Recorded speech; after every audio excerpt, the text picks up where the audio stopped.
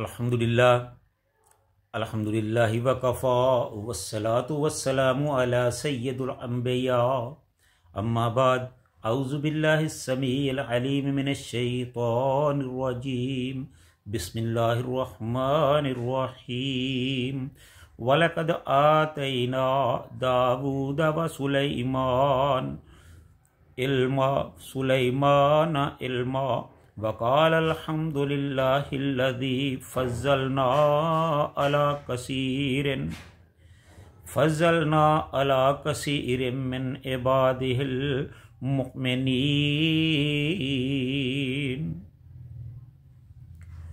وَلَقَدْ آتَيْنَا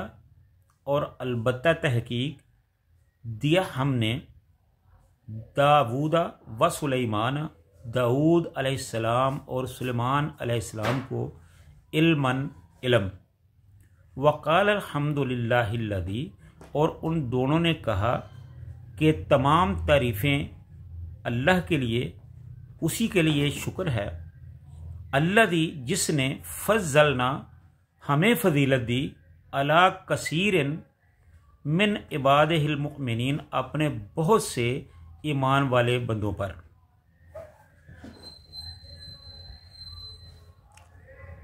ہر طرح کی حمد و ثنا، تعریف و توصیف اللہ رب العزت کے لیے، جو سارے جہانوں کا خالق و مالک اور پیدا کرنے والا ہے، جو ہم سب کا روزی رسان ہے، جو ہم سب کی مشکلات دور کرنے والا ہے، جو ہمارے کاموں کو سنوارنے والا ہے، اور لاکھوں کروڑوں درود و سلام آمینہ دلال، پیکر حسن و جمال، صاحب شرف و کمال، پیغمبر بے مثال، شفیع المذنبین، رحمت للعالمین، حضرت محمد الرسول اللہ صلی اللہ علیہ وآلہ وسلم کی ذات پر. جیسا کہ آپ کو معلوم ہے کہ سورہ نمل کی تفسیر و ترجمہ کا سلسلہ جاری ہے. یہ جو آیت میں نے آپ کے سامنے تلاوت کی ہے، یہ سورہ نمل کی 15 نمبر آیت ہے. اس آیت سے پہلے موسیٰ علیہ السلام سے متعلق اللہ تعالیٰ نے بہت سے واقعات بیان کیے. اب ان کے بعد حضرت داؤد علیہ السلام اور حضرت سلیمان علیہ السلام کے واقعات کا شروع ہو رہا ہے. اس آیت میں اللہ تعالیٰ نے حضرت سلیمان علیہ السلام اور حضرت داؤد علیہ السلام پر جو اپنا فضل کیا تھا، ان باپ بیٹوں نے ان پر اللہ تعالیٰ کی تعریف اور توصیف کی ہے، حمد و ثنا کی ہے. اور ہمارے لیے بھی اس میں یہ پیغام ہے کہ جب اللہ تعالیٰ کسی کو نعمت سے نوازے تو اللہ تعالیٰ کا شکر ادا کرنا چاہیے. تو قبل اس سے کہ ہم اپنی گفتگو کا آغاز کریں، آپ سے پہلے کی طرح یہ گزارش ہے کہ ہماری اس گفتگو کو سن کر آگے بھی شیئر کیا کریں، تاکہ اللہ کے قرآن، رسول اللہ صلی اللہ علیہ وسلم کے فرامین اور اللہ تعالیٰ کی باتیں بہت سے زیادہ لوگوں تک پہنچے. شاید ہماری زبان سے نکلا ہوا کوئی لفظ اللہ تعالیٰ ہمارے لیے ہماری آخرت میں نجات کا سبب بنا دے. تو اللہ تعالیٰ نے یہ فرمایا کہ وَلَقَدْ آتَيْنَا دَاوُودَ وَسُلَيْمَانَ، البتہ تحقیق ہم نے عطا کیا داؤد علیہ السلام اور سلیمان علیہ السلام کو علم. وقال الحمد للہ الذی اور انہوں نے کہا کہ تمام تعریفیں اور شکر اللہ ہی کے لیے ہے، الذی اس ذات کے لیے، فضلنا جس نے ہم پر اپنا فضل کیا اور ہم کو فضیلت دی، علی کثیر من عباد المؤمنین اپنے بہت سے ایمان والے بندوں پر. یعنی کہ جو اللہ تعالیٰ کے اور ایمان والے بندے تھے ان پر بھی ان کو فضیلت دی گئی. ان آیات سے یہ حقیقت واضح ہوئی کہ حق کے انکار کا یہ موسیٰ علیہ السلام سے متعلق جو پہلے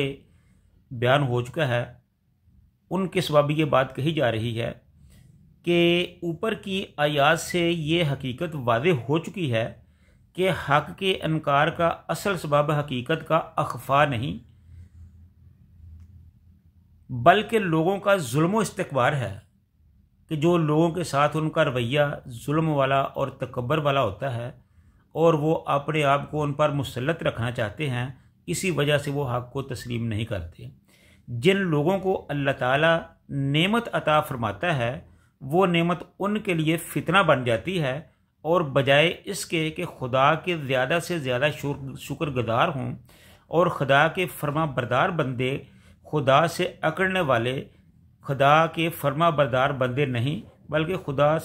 خدا سے اکڑنے والے اور ان کی زمین پر فساد برپا کرنے والے بن جاتے ہیں۔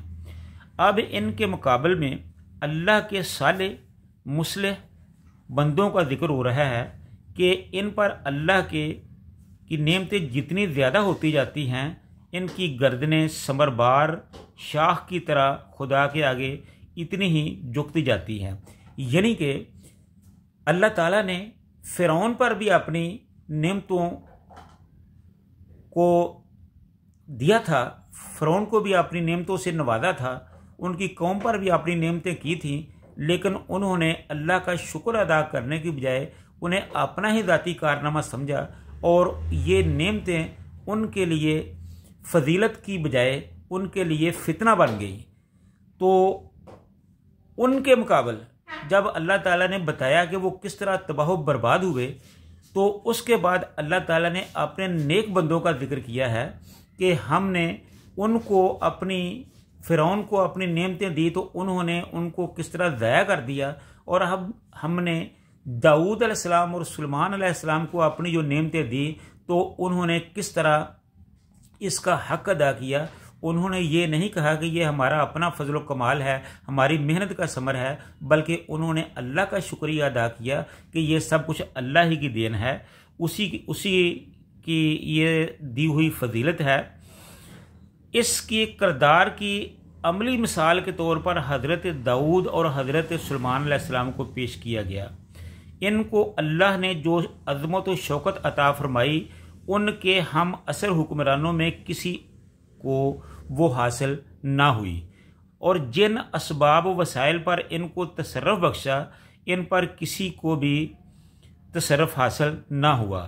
لیکن یہ سب کچھ پا کر وہ کسی ظلم یا استکبار یعنی تکبر میں مبتلا نہیں ہوئے، بلکہ انہوں نے ہر نعمت کو اللہ کا ایک امتحان جانا اور اس کا پورا حق ادا کرنے کی کوشش کی، اور اس امتحان میں وہ پورے اترے۔ علم کے مراد وہ حکمت و معرفت ہے جو حضرت داؤد علیہ السلام اور سلیمان علیہ السلام کو حاصل ہوئی، جس کا مظہر زبور ہے، اور سائنس کا وہ علم بھی جس کی بدولت انہوں نے اپنی عظیم سلطنت قائم کی، اپنی بری بحری قوت کے اعتبار سے اپنے زمانے کی سب سے زیادہ طاقتور سلطنت تھی۔ حضرت داؤد اور حضرت سلیمان کا جذبہ شکر وقال الحمدللہ الذی، یہ ان کے شکر و سپاس کی تعبیر ہے کہ اپنے زمانے کی سب سے زیادہ طاقتور حکومت کے فرما روا اور ایجادات میں سب سے زیادہ ترقی یافتہ ہونے کے باوجود ان کے اندر ایک لمحہ کے لیے بھی غرور، تکبر اور گھمنڈ پیدا نہیں ہوا کہ یہ سب کچھ ان کے اپنے ذاتی کارنامے ہیں، بلکہ وہ برابر اپنے رب کا شکر ادا کرتے رہے کہ یہ عزت و فضیلت اللہ نے ان کو عطا فرمائی ہے۔ علی کثیر من عباد المؤمنین کے اندر یہ حقیقت مضمر ہے کہ اصل عزت اور فضیلت ایمان کی عزت اور فضیلت ہے، جس کو یہ حاصل نہیں اس کے لیے عزت اور فضیلت کا کوئی سوال ہی پیدا نہیں ہوتا۔ البتہ یہ عزت و فضیلت کی بات ہے کہ اللہ تعالیٰ اپنے کسی ایماندار بندے کو سرفرازی بخشے۔ تو ان حالات سے یہ بات ثابت ہوتی ہے کہ اصل عزت، اصل شرافت، اصل بزرگی وہی ہے جو اللہ تعالیٰ دے تو اس کو اللہ تعالیٰ کے ساتھ منسوب کیا جائے، اور اگر اللہ تعالیٰ حکومت دے تو اپنے اختیار کو اللہ تعالیٰ کے فرمان کے نفاذ کے لیے اس کو استعمال کیا جائے۔ یہ جو ہمارے حکمرانوں نے رکھا ہے کہ جب انہیں اللہ تعالیٰ اختیار دیتا ہے تو وہ اپنی تجوریاں بھرنا شروع کر دیتے ہیں، اپنا بینک بیلنس بڑھانا شروع کر دیتے ہیں، اور عوام کا کوئی پرسان حال نہیں ہوتا۔ ایسے لوگوں کو اللہ تعالیٰ قیامت کے دن ضرور پوچھے گا، ان کو حساب دینا پڑے گا۔ تو اللہ تعالیٰ سے دعا ہے کہ اللہ تعالیٰ ہمیں بھی نیکی کا راستہ اختیار کرنے کی توفیق دے، اور ہمارے حکمرانوں کو بھی ان کی بھی اصلاح فرمائے۔ وآخر دعوانا ان الحمد للہ رب العالمین۔